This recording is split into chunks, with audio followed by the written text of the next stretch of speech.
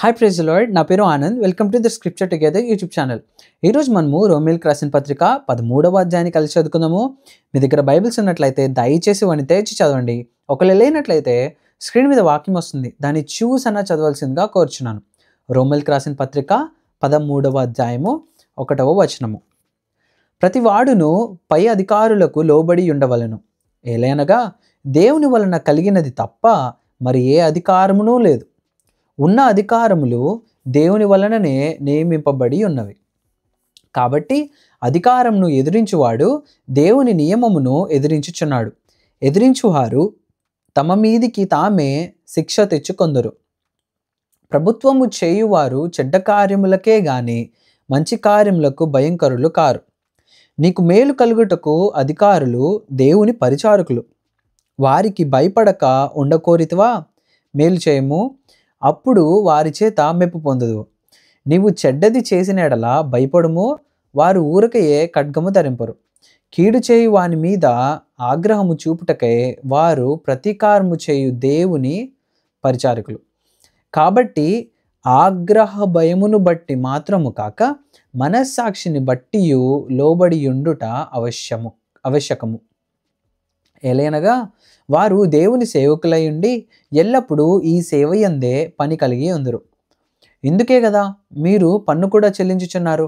కాబట్టి ఎవనికి పన్నో వానికి పన్నును, ఎవనికి సుంకమో వానికి సుంకమును చెల్లించుడి. ఎవని ఎడల భయముండవలెనో వాని ఎడల భయమును, ఎవని ఎడల సన్మానం ఉండవలెనో వాని ఎడల సన్మానమును కలిగి ఉండి అందరికిని వారి వారి రుణములను తీర్చుడి. ఒకరినొకడు ప్రేమించుట విషయంలో తప్ప మరేమియు ఎవనికి అచ్చి ఉండవద్దు. పొరుగువానిని ప్రేమించువాడే ధర్మశాస్త్రము నెరవేర్చినవాడు. ఏలగనగా వ్యభిచరింపవద్దు, నరహత్య చేయవద్దు, దొంగిలవద్దు, ఆశింపవద్దు అనినవియు మరి ఏ ఆజ్ఞ అయినా ఉన్న ఎడల అదియు నిన్ను వలెని పొరుగువాని ప్రేమింపవలెనను వాక్యములో సంక్షేపముగా ఇమిడి ఉన్నవి. ప్రేమ పొరుగువానికి కీడు చేయదు గనుక ప్రేమ కలిగి ఉండుట ధర్మశాస్త్రమును నెరవేర్చుటయే. మరియు మీరు కాలము నెరిగి నిద్ర మేలుకొను వేళ అయినదని తెలుసుకొని అలాగు చేయుడి. మనము విశ్వాసులమైనప్పటికంటే ఇప్పుడు రక్షణ మనకు మరి సమీపముగా ఉన్నది. రాత్రి చాలా గడిచి పగలు సమీపముగా ఉన్నది గనుక మనము అంధకార క్రియలను విసర్జించి తేజస్ సంబంధమైన యుద్ధోపకరణములు ధరించుకుందాము. అల్లరితో కూడిన ఆటపాటలైనను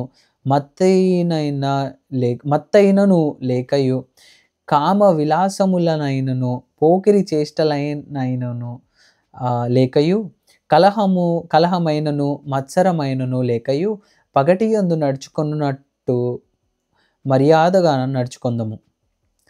మెట్టుకు ప్రభువైన యేసుక్రీస్తును ధరించుకున్న వారే శరీరేచ్ఛలను నెరవేర్చుకొనుటకు శరీరము విషయమై ఆలోచన చేసుకొనకుడి. దేవుడిచ్చిన వాక్యము దీవించును గాక. ఆమేన్.